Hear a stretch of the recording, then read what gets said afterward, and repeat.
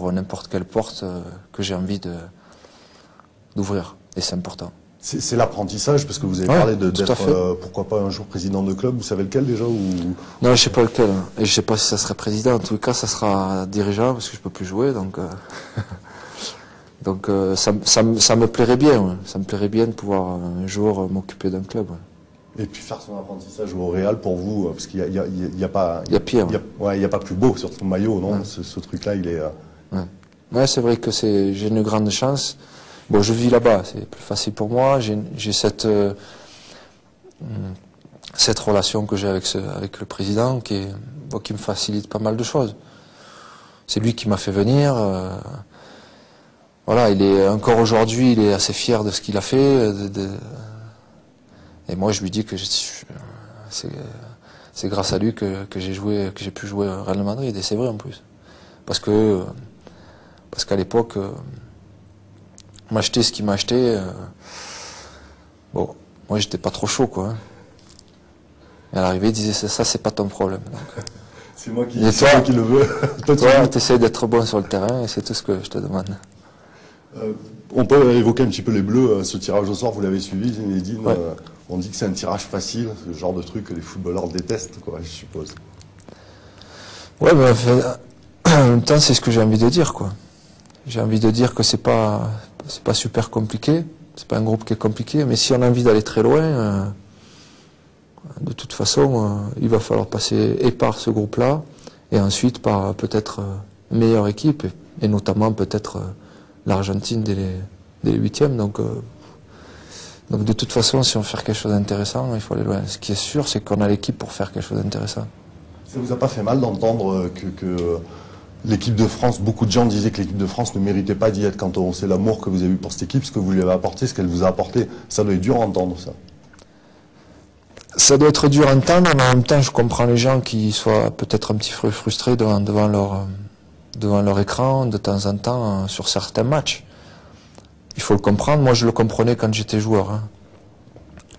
J'étais pas super fier à chaque fin de match. J'étais pas tout le temps super fier de ce que je faisais sur le terrain. Donc je peux comprendre en fait quelquefois justement la posture des gens et de dire bon la Coupe du Monde, mais en jouant comme ça, qu'est-ce qu'on va faire? Alors moi je pense le contraire, bien sûr, bien entendu, parce que je me dis qu'il y a un potentiel énorme, qu'il y a des joueurs énormes et que justement une Coupe du Monde c'est différent des qualifications et de ce que l'on peut rencontrer durant toute l'année. Donc ça transcende, moi je suis bien placé parce que je l'ai vécu 3 fois, je sais ce que c'est. Donc je me dis qu'avec cette équipe-là, l'équipe de France peut faire de grandes choses. Et en tous les cas, c'est ce que je la crois capable, mais c'est ce que je pense, c'est ce qui va arriver. Une dernière question, Zinedine, il y a aussi un autre tirage qui a dû peut-être vous intéresser.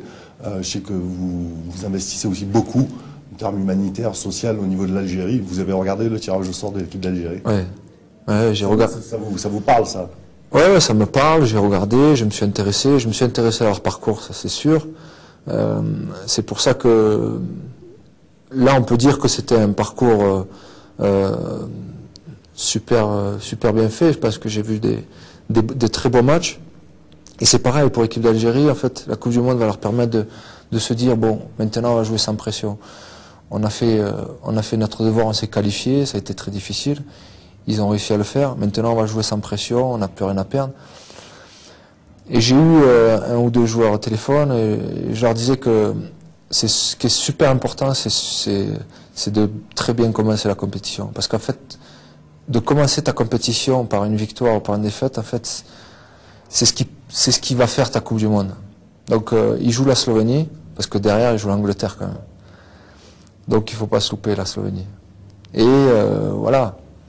Après, je les vois être, faire un parcours honorable, et le fait qu'ils soient en Coupe du Monde déjà, bon, depuis 23 ans, 24 ans, c'est déjà une grosse satisfaction, et de voir, vu un reportage sur ça justement, l'impression qu'ils avaient gagné la Coupe du Monde, donc ça fait vraiment plaisir à voir.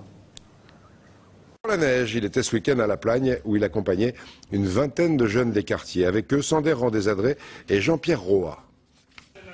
Zinedine Zidane s'entraînerait-il pour les Jeux Olympiques? Un champion du monde de foot, pilote de bobsleigh, une première. Le légendaire numéro 10 de l'équipe de France a passé quelques heures aux Étoiles du Sport à La Plagne pour s'amuser, pour partager avec les plus jeunes. Est-ce difficile de devenir footballeur professionnel? Faut-il faire des sacrifices? Difficile, oui, c'est très difficile, ça c'est sûr. Parce que... Ses invités, une quinzaine d'ados du club de foot des Minguettes à Marseille. Là où il y a près de 30 ans, il touchait ses premiers ballons. Séance de questions-réponses entre des filleuls et leurs parrains, entre des enfants et leur idole. Le foot m'a permis ça, justement. Le fait d'avoir un sport collectif comme ça, c'est de partager les choses. Moi, je prends du plaisir à être avec ces enfants. Parce que j'ai eu leur âge, je suis passé par là. Ce que je savais faire de mon pied droit, j'essayais de faire exactement avec mon pied gauche. Vérification immédiate. On ne compte plus les sportifs présents aux Étoiles du Sport. Il n'a donc pas été très difficile de constituer 2 équipes de foot. Et rassurez-vous, oui, Zinedine Zidane est toujours bien plus à l'aise avec un ballon qu'avec une paire de skis aux pieds.